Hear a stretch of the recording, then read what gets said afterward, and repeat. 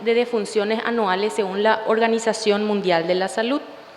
En las 2 últimas décadas se han realizado avances en el conocimiento de la enfermedad cardiovascular en la mujer y se han desarrollado guías específicas de género por la Sociedad Interamericana de Cardiología para el tratamiento de las cardiopatías específicas de las mujeres. En el estudio InterHeart también se demostró que las mujeres latinoamericanas tienen más riesgo para infarto agudo de miocardio que las del resto del mundo, y tenemos que tener en cuenta que los factores de riesgo cardiovascular pueden ser diferentes entre hombres y mujeres, tanto en la prevalencia, en su impacto y tratamiento en las personas.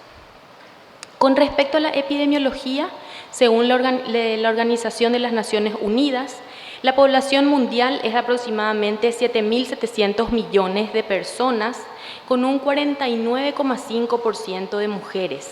En las Américas, la población es de 1.014 millones y las mujeres representan el 50,1% de la población. La esperanza de vida al nacer ha aumentado a nivel global y esta es mayor en la mujer. En la región de las Américas es 76,8 años, 79,8 en las mujeres y 73,8 en los varones. Esto hace que la mujer esté más expuesta, más tiempo a estos flagelos, a las enfermedades crónicas no transmisibles. Según la Organización Mundial de la Salud, se registraron aproximadamente 57 millones de defunciones en el mundo y 41 millones fueron debidas a enfermedades no transmisibles, representando 71,3% de estos, 52% en hombres y 48% en mujeres. Entonces, casi 50% es lo que afecta a las mujeres. Y son 4 entidades: enfermedades cardiovasculares, la diabetes, enfermedades respiratorias y el cáncer. Tenemos que tener presente a estos 4 flagelos. Y tener en cuenta factores de riesgo cardiovascular, que son los tradicionales, que son los que están bien reconocidos, que son la hipertensión arterial, la diabetes, el tabaquismo. Y hay factores de riesgo cardiovascular únicos de la mujer, que están infraestimados o no reconocidos, como son la menopausia precoz, la terapia hormonal, el síndrome de ovario poliquístico, los trastornos hipertensivos asociados al embarazo, y también factores de riesgo cardiovascular emergentes, como por ejemplo la depresión, el estrés, que causan enfermedad cardiovascular y están muy presentes en las mujeres. Para ir entrando en nuestro tema, que es la diabetes mellitus, es el mayor causante de morbimortalidad y discapacidad en el mundo, con mayor impacto en países de Latinoamérica. Según la Federación Internacional de Diabetes, 1 de cada 11 adultos tiene diabetes y la mitad de ellos los desconoce, y 1 de cada 3 tiene también intolerancia a la glucosa. La mortalidad global por causa y sexo localiza la diabetes mellitus en el 7º lugar y predominan las mujeres. Ahí vemos en rojo.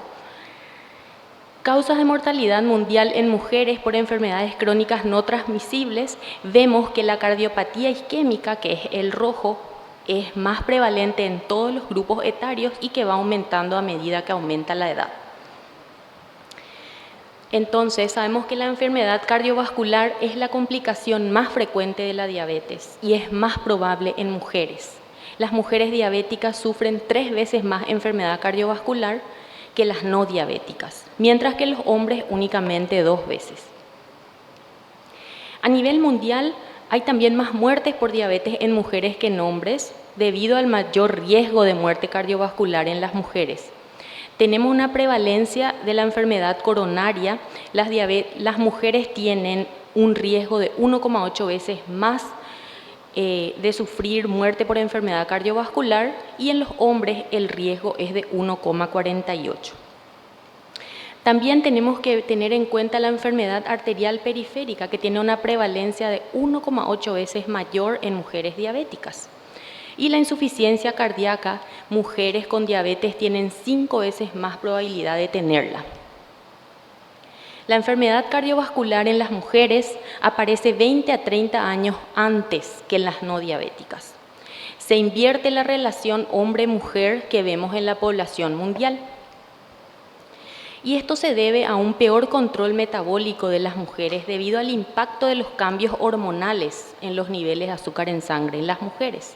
Y que hay distintos momentos en la vida de la mujer en donde el control de la diabetes es más complejo, por ejemplo, en la pubertad, en el embarazo y en la menopausia. También se vio que hay un peor control metabólico en mujeres jóvenes. En la pubertad, el inicio de la menstruación da lugar a cambios hormonales cíclicos. Las modificaciones en los estrógenos y la progesterona que se producen los días previos a la regla hacen que haya una resistencia a la insulina. En los primeros días de la menstruación, la tendencia es hacia hipoglicemia y luego se retoma a niveles medios. Y muchas mujeres también tienen ciclos irregulares, entonces es difícil poner en marcha mecanismos para controlar los efectos de las hormonas.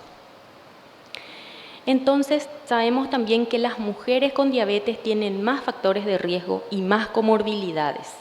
Más del 50% de las mujeres diabéticas que ingresan por infarto tienen 2 o 3 factores de riesgo asociados, tienen también más enfermedad o insuficiencia renal y tienen asociado también depresión. Hay un estudio español del 2015, el estudio Sirena, en donde se vieron 631 mujeres con cardiopatía isquémica estable y se vio que el perfil clínico de mujeres con cardiopatía isquémica en las consultas de cardiología se vio que hay muchos factores de riesgo cardiovascular y que no están tratados en forma óptima. ¿Sí? Y predominando factores como la hipertensión arterial, la diabetes y la dislipidemia. También en las mujeres, la identificación de los síntomas puede ser deficiente. Las mujeres no reconocen bien sus síntomas porque a veces es un dolor inespecífico o son síntomas como por ejemplo sudoración o dolor en epigastrio.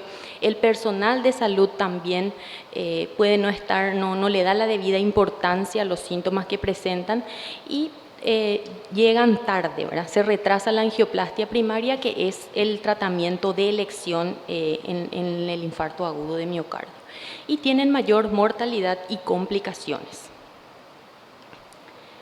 Los estados de prediabetes también presentan un efecto perjudicial con cambios metabólicos, con un perfil de riesgo adverso que se encuentra mucho más acentuado en la mujer. La diabetes, como ya mencioné, se asocia a factores de riesgo cardiovascular como son sobrepeso, obesidad, hipertensión arterial y dislipidemia, y esto aumenta el riesgo de eventos cardiovasculares.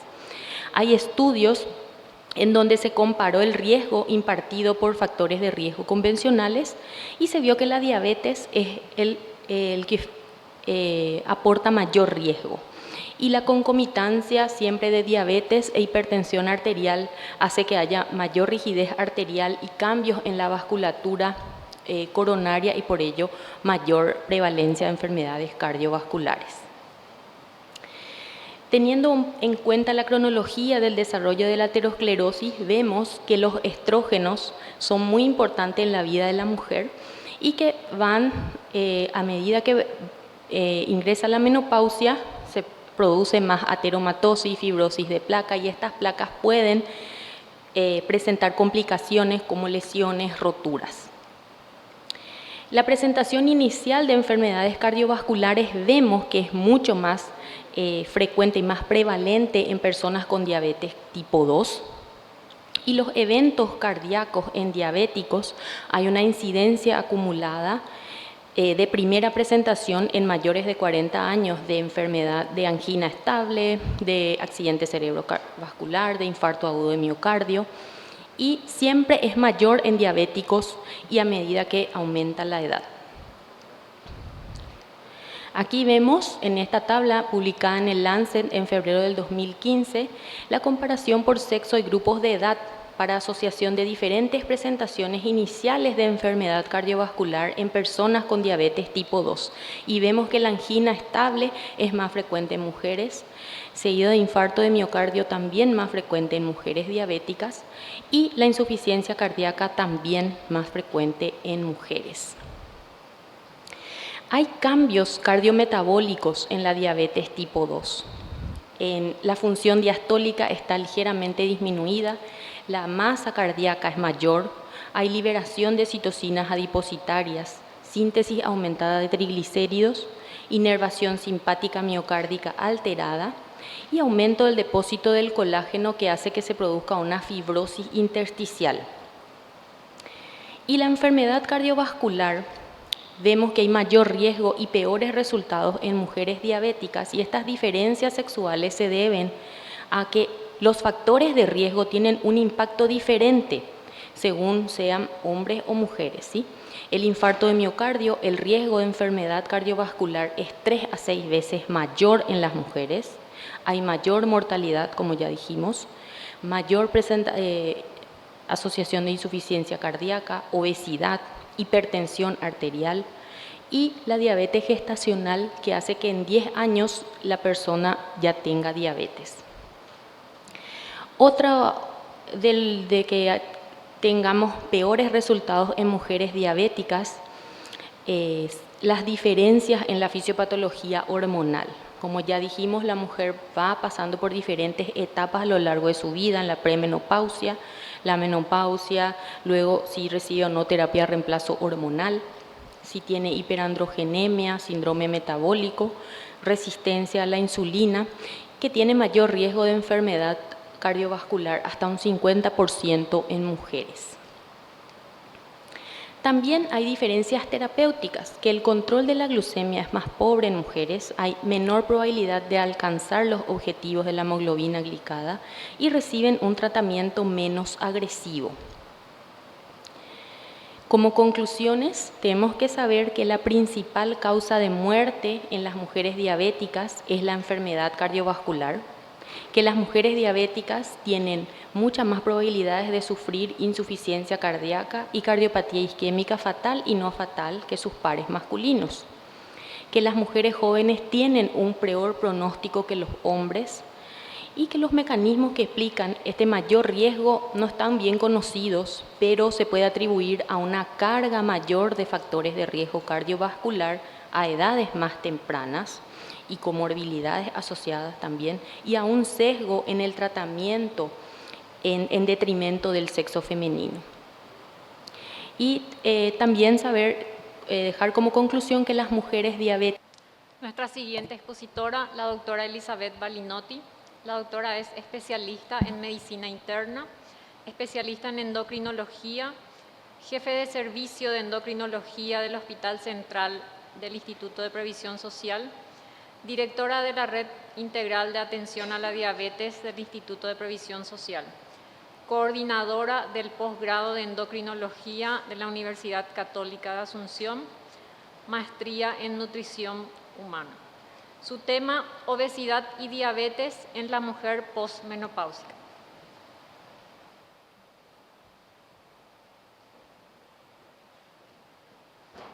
Muy buenas tardes, muchísimas gracias a la Sociedad Paraguaya de Diabetología por la invitación a hablar de este tema tan interesante como lo es la obesidad y la diabetes en la mujer posmenopáusica. Digamos primero que en Paraguay actualmente somos 7.453.000 personas, de las cuales el 49,7% son mujeres. Hicimos el cálculo de cuántas de ellas están por encima de 45 años. Son 921.000 mujeres en Paraguay en edad de tener menopausia. Aproximadamente el 24,9% de las mujeres en Paraguay viven con menopausia o en la menopausia. Si hablamos de la segunda encuesta nacional de salud, veamos que La obesidad y el sobrepeso en Paraguay y en las mujeres alcanza el 70% de la población. Esta es una cifra verdaderamente alarmante. Ven ustedes que la obesidad está en el 37% de las pacientes o de las mujeres en general. Entonces es realmente gravísimo, 70% de nosotras. Y si hablamos de la diabetes, el 12,6% de las mujeres con diabetes en Paraguay, tienen diabetes. La hipertensión arterial, que es otro factor de riesgo, el 36% de las mujeres. Y si hacemos una comparación con la primera encuesta del Ministerio de Salud, en el 2011 hubo un crecimiento del 10% de la obesidad y el sobrepeso en los últimos 11 años o 12 años. Pero si vemos nosotros en esta franja etaria que hoy día nos preocupa, vemos que alrededor de los 45 años es aproximadamente el 20% de la población tenía diabetes en el 2011 y si hubo un crecimiento probablemente ahora es más. Pero si hablamos de la franja etaria de 65 para arriba, casi el 30% de las personas tiene diabetes. Y si hablamos de lo que vemos en consultorio, el 90% de las personas que vemos en consultorio con diabetes también padecen obesidad. Entonces, si hablamos de la menopausia, ¿qué es lo que pasa en realidad con la menopausia? Bueno, en la menopausia las mujeres sufrimos una disminución dramática de los estrógenos y un aumento de la FSH. Esto lleva a un aumento una disminución del gasto energético, a un aumento del apetito, promueven un desequilibrio energético hacia el lado de guardar energía y por lo tanto las mujeres que se encuentran en perimenopausia ganan alrededor de 2 a 3 kilogramos habitualmente. Entonces, esta ganancia de tejido adiposo se duplica y la masa magra disminuye y hay un aumento de la grasa visceral en un 8,2%. La menopausia natural suele ocurrir, digamos que aproximadamente a los 51 años, pero se considera una amenorrea de 12 meses desde los 45 años.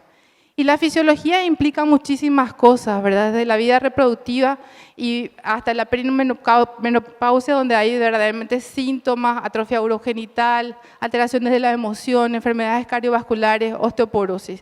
Y las mujeres vivimos ahora más o menos el 40% de nuestras vidas en este periodo. Y ven ustedes que esto empieza mucho antes incluso que la propia menopausia y estos cambios se van haciendo cada vez más intensos y van apareciendo los riesgos cardiovasculares de los cuales habló la doctora Laura. Si hablamos de la diabetes tipo 1 y la menopausia, se sabe que la diabetes tipo 1 acelera la aparición de la menopausia en 2.5 años. Y se hizo un estudio donde se comparó a las mujeres con diabetes tipo 1 y sus hermanas y se vio que aproximadamente el promedio de 41,6 años era la aparición de la menopausia en las mujeres y en sus hermanas 49,9 años.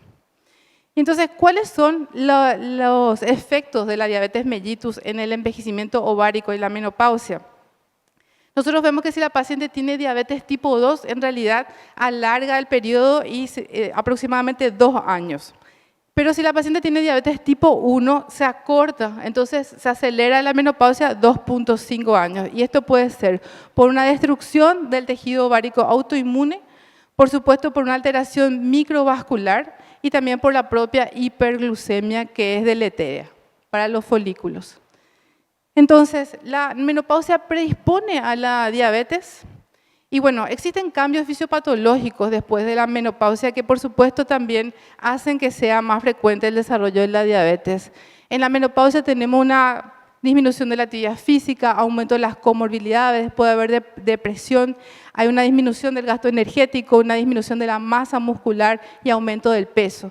Y también ahí vemos que por el propio declive de los estrógenos hay disminución de la masa muscular, aumento de los triglicéridos, aumento de la inflamación crónica, disminución de las señales de insulina, aumento de la apoptosis celular y disminución de la secreción de insulina y un aumento de la degradación hepática de insulina.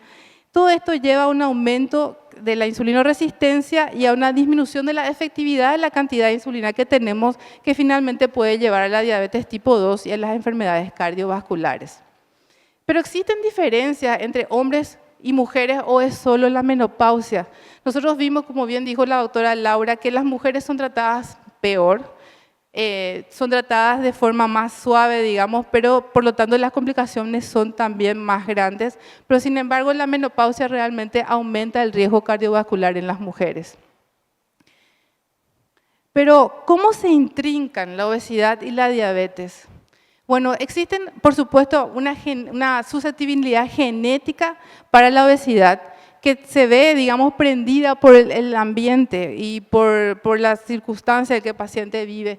Y esto, por ejemplo, puede ser justamente la microbiota intestinal, que está tan de moda, la alimentación, la obesidad misma, aquel ambiente intrauterino adverso, los medicamentos que tomamos o que nos dan, la polución y el sueño insuficiente, que también ocurre lo mismo con la susceptibilidad genética para la diabetes. Estos dos factores se unen y por supuesto son una bomba para el desarrollo de la hiperglucemia y la diabetes.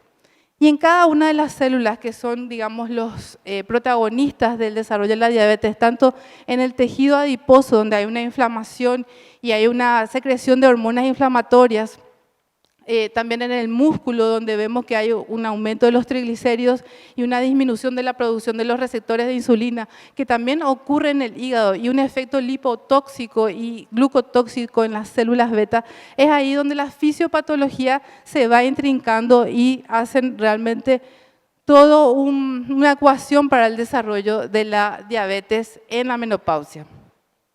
Esto es más o menos lo mismo. ¿Y qué es lo que pasa con las células beta del páncreas? Y bueno, las células beta del páncreas sufren esa glucolipotoxicidad, se cansan y empieza la apoptosis celular. Primero hay una hipersecreción de insulina, pero después esta llega a ser insuficiente y se van muriendo las células hasta que vemos que en el momento del diagnóstico de la diabetes tenemos hasta un 50% menos de células beta de las que teníamos antes.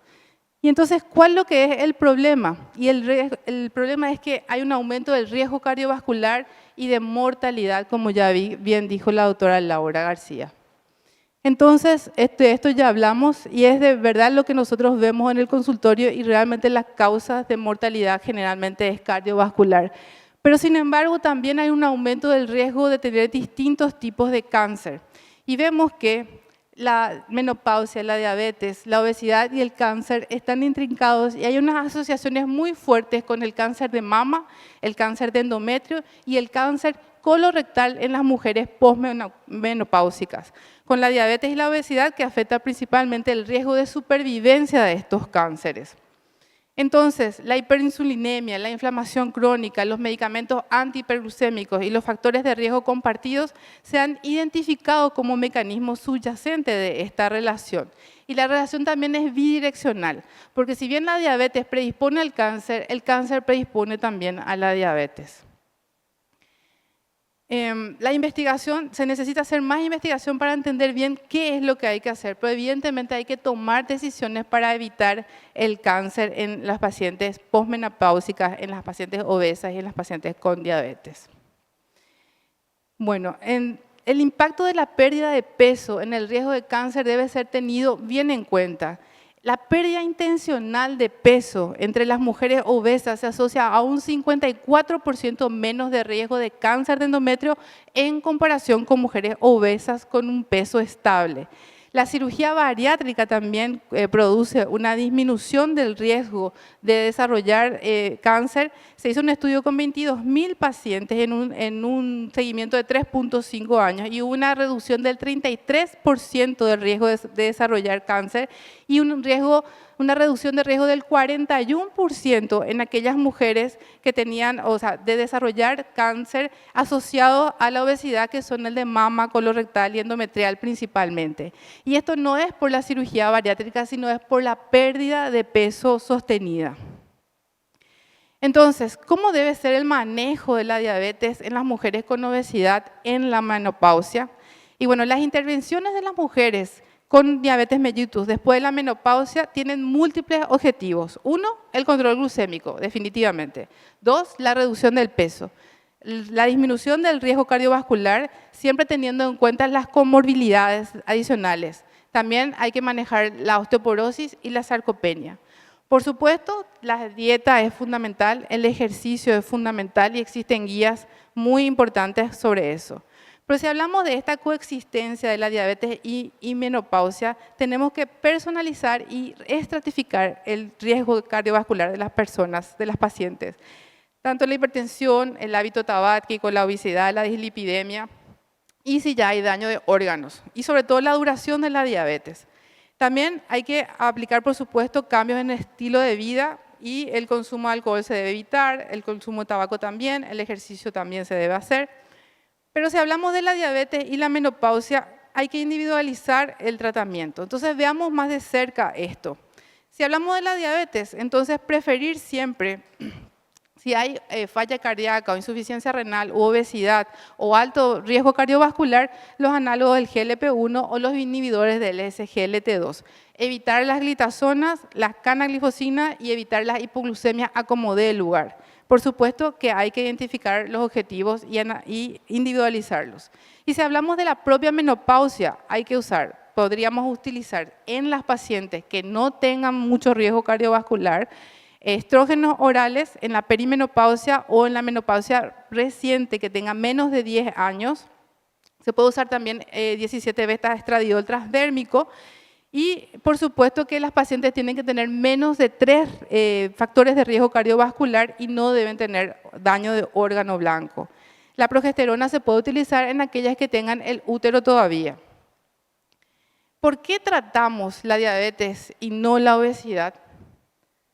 Bueno, esto es probable que hasta ahora en la historia de la humanidad no teníamos herramientas que realmente funcionaran y que puedan ser sostenibles a lo largo del tiempo. Para mí, ¿qué es por eso?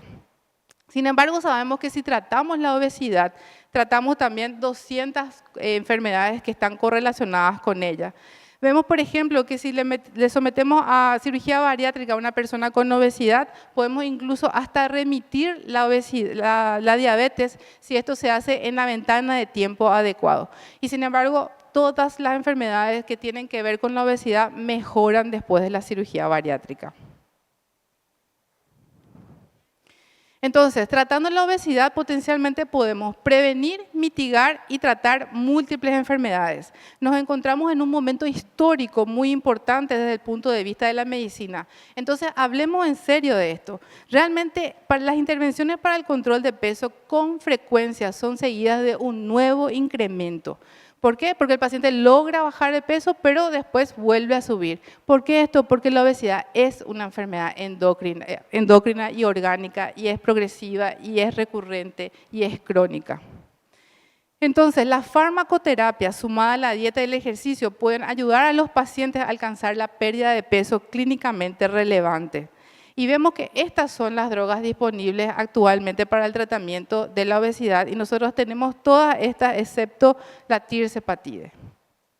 Pero ¿cuánto es necesario bajar de peso para que tengamos algún beneficio? Desde bajar el 5% del peso nosotros ya tenemos beneficio e incluso podemos lograr la remisión de la diabetes si logramos una pérdida de peso del 15% aproximadamente. Existen entonces drogas que nosotros utilizamos para el tratamiento de la diabetes que son también para la obesidad, como los análogos del GLP-1, los GIP-GLP-1, la metformina e incluso los inhibidores del SGLT2. Entonces, cuando vamos a elegir una droga para el tratamiento de la diabetes, deberíamos elegir una droga que también les baje de peso a las pacientes que tienen sobrepeso u obesidad. Esto es del Standard of Care de la Asociación Americana de Diabetes del 2024.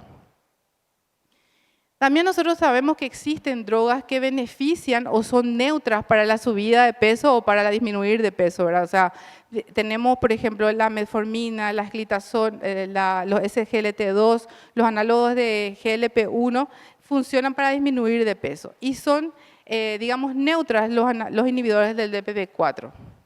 Entonces, si nosotros logramos una pérdida de peso del 3 al 7%, mejoramos la glucosa de nuestros pacientes. Si el paciente tiene una pérdida de peso mayor al 10%, incluso podemos modificar la evolución de esa enfermedad.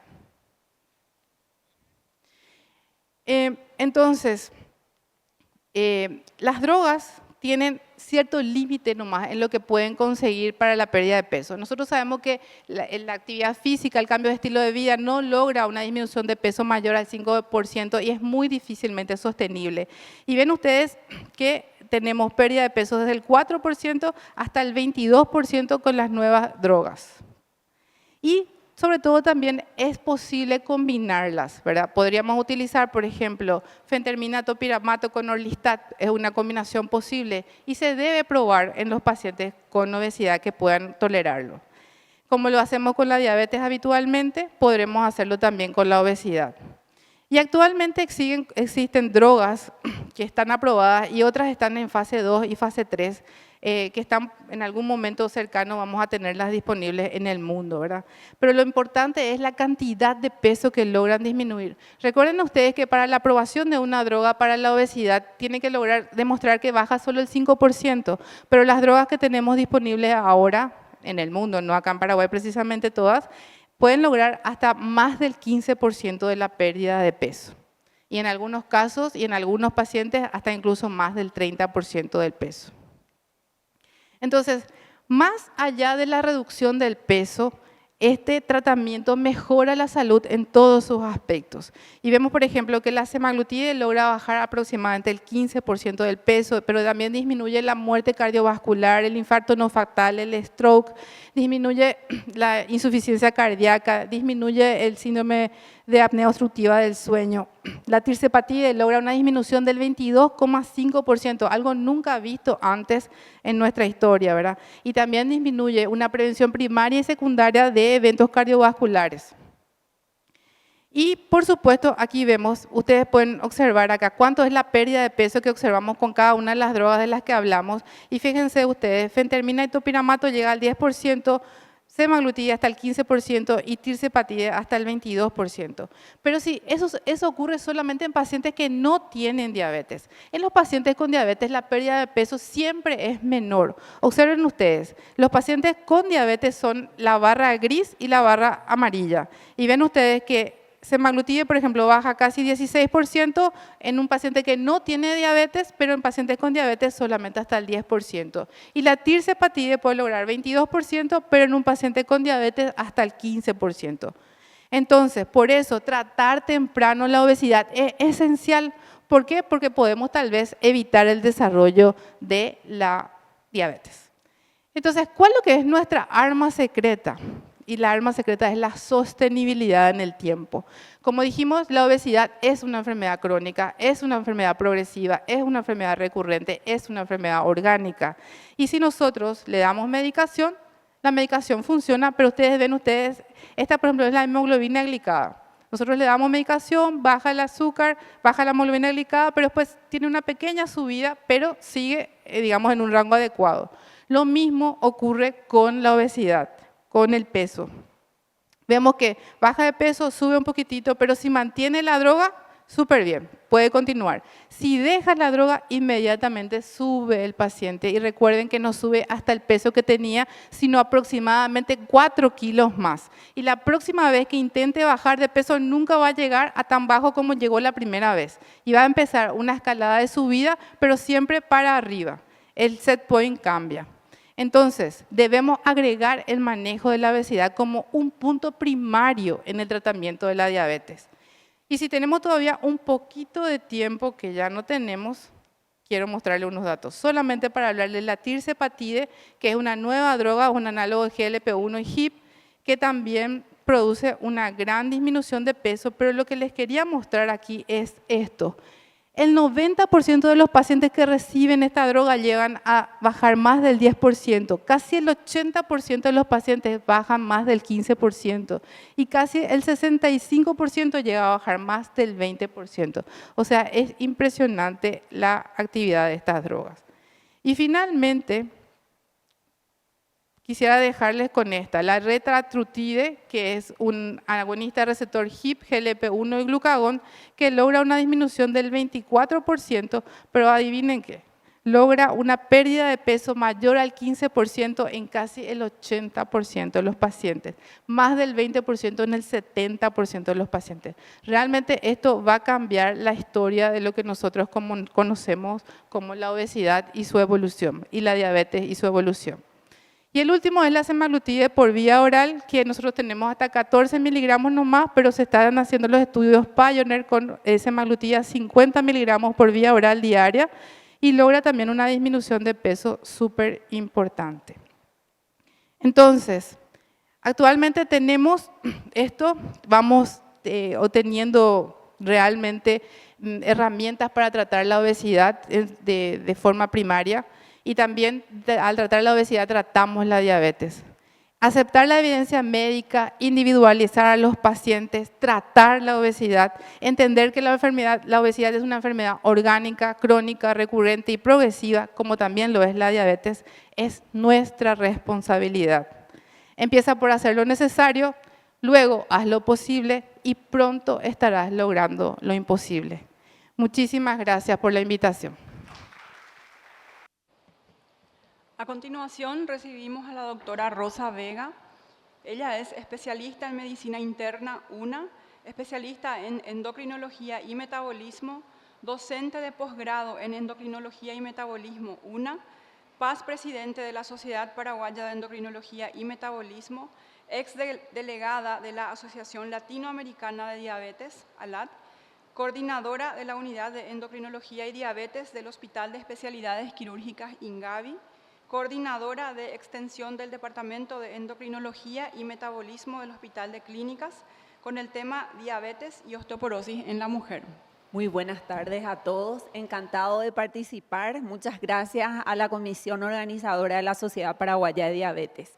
Bueno, realmente contenta porque vamos a hablar de hueso y diabetes. Creo que estamos haciendo bien la tarea, insistimos en todos los simposios, conferencias, de hacer bien y evaluar complicaciones macrovasculares, complicaciones microvasculares, pero si yo les pido que alcen la mano a todos los que consideran fragilidad ósea como una complicación y lo evalúan en consultorio, a ver quién alza la mano.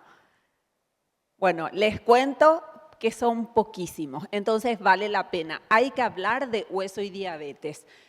Bueno, vamos a empezar tratando unos tópicos, no tengo ningún conflicto de interés para esta charla.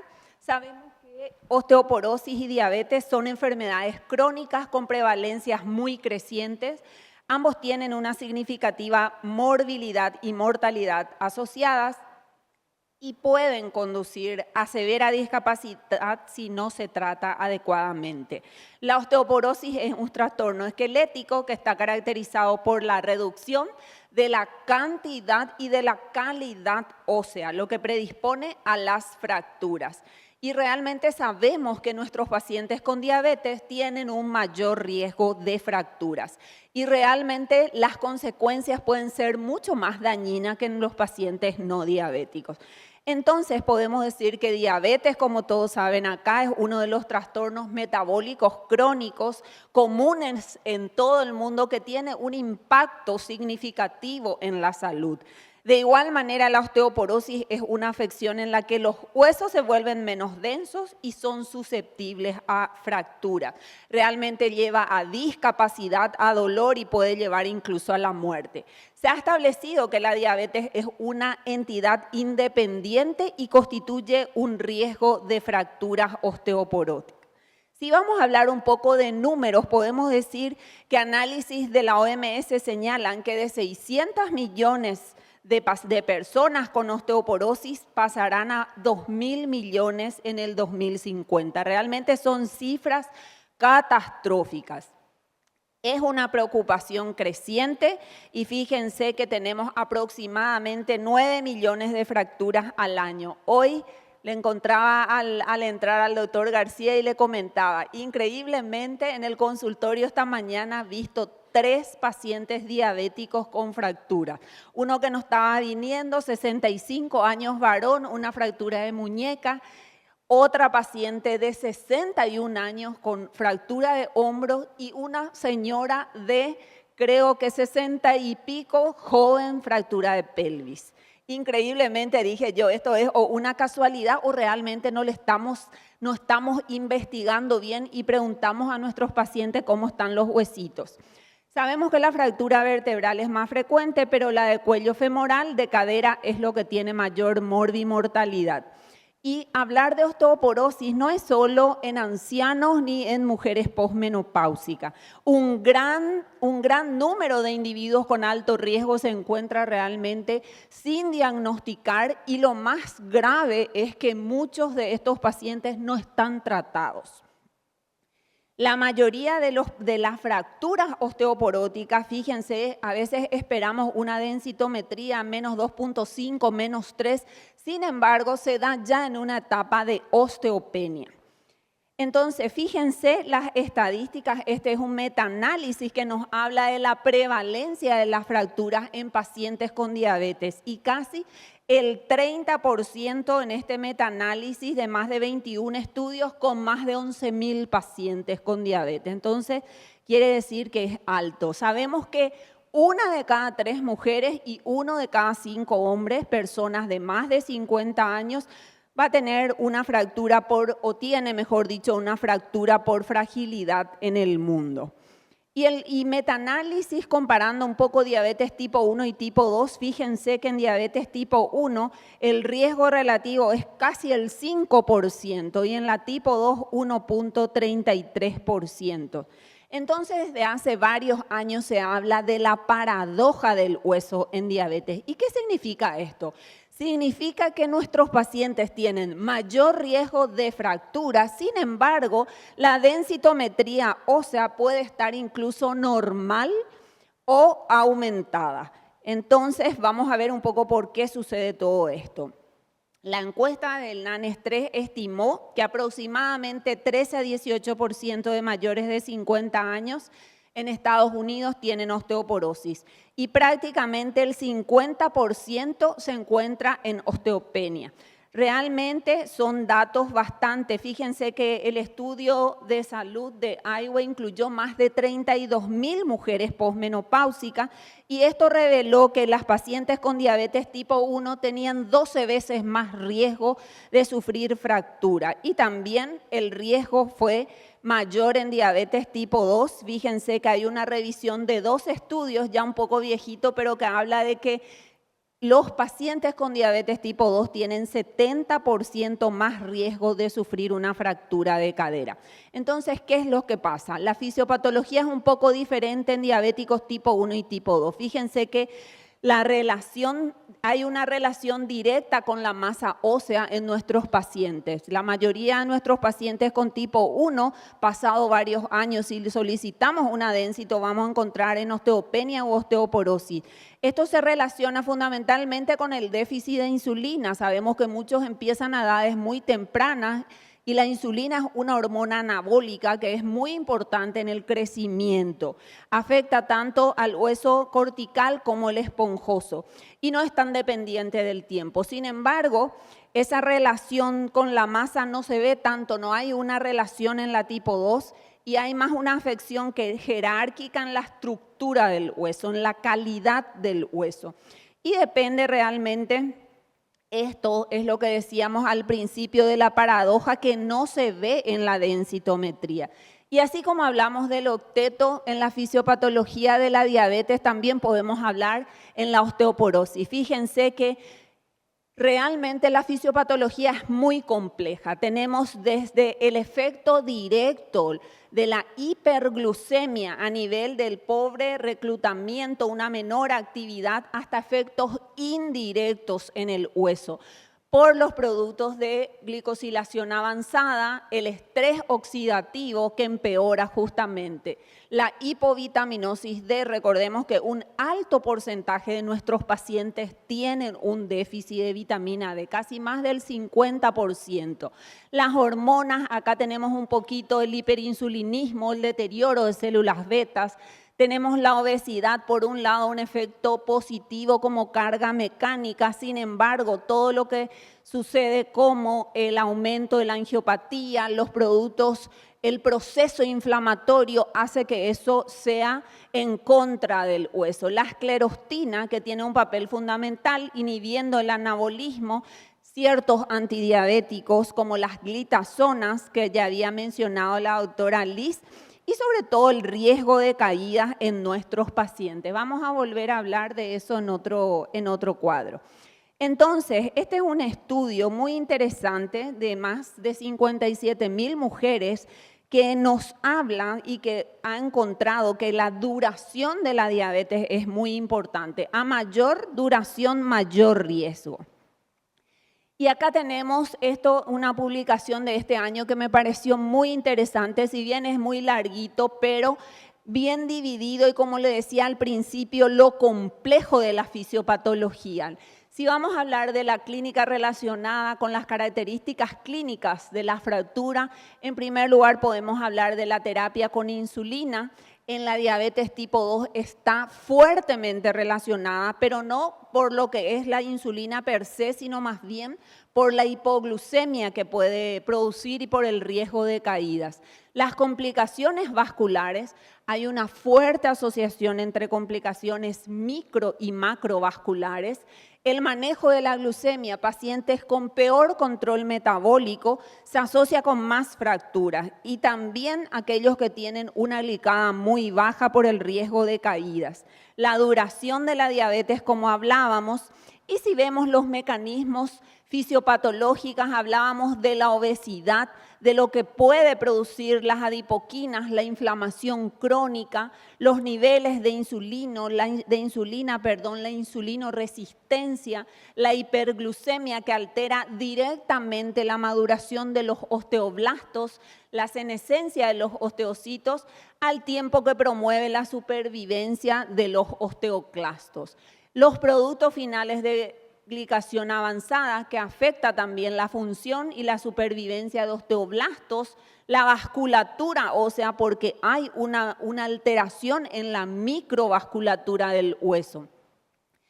¿Y qué podemos hacer? Las mediciones clínicas, así como les decía al principio, la densitometría ósea que podemos encontrar baja en nuestros pacientes con diabetes tipo 1.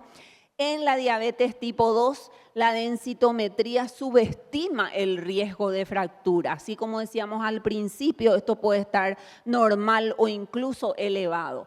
La microarquitectura del hueso, parámetros trabeculares, vemos que están alterados en la diabetes tipo 1, mientras en la diabetes tipo 2 tenemos más afectación del hueso cortical. ¿Cómo podemos medir eso? A través de una tomografía de alta resolución. Y la reducción del recambio óseo que vemos en nuestros pacientes es también muy importante. Entonces, ¿qué métodos podemos utilizar para diagnosticar osteoporosis en nuestros pacientes? Definitivamente la densitometría ósea sigue siendo el gold estándar. Sin embargo, como hablábamos de que nuestros pacientes tipo 2 pueden subestimar ese riesgo, sería muy importante pedirle a nuestros pacientes la puntuación del hueso trabecular, el trabéculo score, que normalmente que ya se hace en Asunción, les cuento, lastimosamente tiene solo 2 sanatorios, pero es muy importante pedir densitometría ósea T.TBS, porque esto nos puede dar un dato muy importante en nuestros pacientes diabéticos porque nos habla de la microarquitectura. Si es alto, que es lo normal, y si es bajo, quiere decir que hay un deterioro de la microarquitectura. La ecografía, hay datos contradictorios. Y así como hablábamos de la tomografía de alta resolución, fíjense en esta radiografía que se ve una fractura, la de arriba es una tomografía de control, sin embargo, en la de abajo ya vemos que hay una alteración, hay una mayor trabeculización y mayor porosidad cortical. que es lo clásico de nuestros pacientes diabéticos. Si hablamos de marcadores, realmente no hay mucho en diabetes. Esto puede estar normal o alterado, no sirve para diagnóstico. Sí podríamos pedir una basal y hacer un seguimiento tal vez con la Densito. ¿Cuáles son entonces los factores de riesgo que están relacionados con la diabetes? En primer lugar, hablamos de diabetes tipo 1, diabetes tipo 2, aquellos que tienen más de 5 años de evolución, el pobre control metabólico, más de 7.9 hablamos en diabetes tipo 1 y más de 9 en diabetes tipo 2. Por supuesto, la presencia de complicaciones microvasculares y el uso de tratamiento con tiazo en especial en nuestras pacientes posmenopáusicas. Y quería hablarle un poquito del impacto óseo realmente del hipercortisolismo. Me pareció muy interesante, incluso en el ADA este año, en junio pasado, un estudio que se había presentado y que lo habíamos discutido hace poco con nuestros residentes, catálisis del hipercortisolismo que se ve en nuestros pacientes. Cerca o casi más del 25% de nuestros pacientes tienen un hipercortisolismo. Y fíjense que el cortisol, por supuesto que afecta hueso. En la sensibilidad hay un incremento de la activación y eso tiene una relación directa a través del hueso, que ustedes saben que la osteocalcina es una hormona producida por los osteoblastos en el hueso. Hay una alteración, eso lleva a una hiperglucemia, de ahí que se habla de el hueso como órgano endocrino, ¿verdad? Producción de hormonas que incluso puede alterar el metabolismo hidrocarbonado. Eso lleva a complicaciones y también a fracturas. Si bien no tenemos datos en Paraguay de osteoporosis en diabéticos, así como datos tan lindos que mostraba la doctora sobre obesidad, sobre diabetes, la doctora Laura sobre hipertensión, queríamos hacer un poco y conocer en el Hospital Ingavi qué porcentaje, qué frecuencia de nuestros pacientes venían con osteoporosis. Estas es las características clínicas, una glicada no tan mala, la edad media de 67 años, y cuando veíamos la densitometría, fíjense que el 44% de nuestros pacientes en Ingavi vienen con osteopenia, 25% con osteoporosis. Y si dividíamos esto en sexo femenino y masculino, esto realmente quiero que les llame la atención porque a veces cuando hablamos de osteoporosis enseguida pensamos mujer. Fíjense que el 44% de nuestros pacientes varones también vienen con osteopenia, un 17% si bien menos bajo. El porcentaje, las mujeres 27% con osteoporosis. Prácticamente el 30% una densidad normal. ¿Y cuáles eran los factores de riesgo que más estaban asociados? Retinopatía en un 23%, sobre todo nefropatía, casi el 40%. Fíjense que decimos siempre, cerca del 40% de nuestros pacientes diabéticos hacen un daño renal, una enfermedad renal crónica. La neuropatía en un 50%, teníamos que la mayoría tenía realmente más de 10 años de evolución. Y cerca de un 40% el uso de insulina. Eso quería comentarles, un pequeño trabajo que realizamos con el doctor Sebastián y hablarle un poquito de la pérdida ósea en madres diabéticas. Realmente el embarazo y la lactancia, tenemos que siempre decirle a nuestras pacientes que descalcifican mucho, de modo de que la alimentación y hacer el reemplazo de calcio, vitamina D es muy importante. Fíjense que estudios histomorfométricos han demostrado que si bien la densito no disminuye en el embarazo, sí se ha demostrado que en el 6º mes la actividad osteoclástica es mayor hasta la lactancia tardía. Prácticamente esto se recupera después de los 12 meses del destete, no del embarazo, del destete. Es decir, las mujeres que dan de mamar 1, 2, 3 años, ahora que los pediatras cada vez quieren más años, entonces el reemplazo de calcio y vitamina D es fundamental. Y esta pérdida se ve más en mujeres con diabetes y también en diabetes gestacionales. Entonces, Este es otro trabajo de pérdida ósea en madres diabéticas, donde también se encontró que hay una mayor descalcificación. Esto se hace a través no de densitometría, sino a través de ecos en el calcáneo.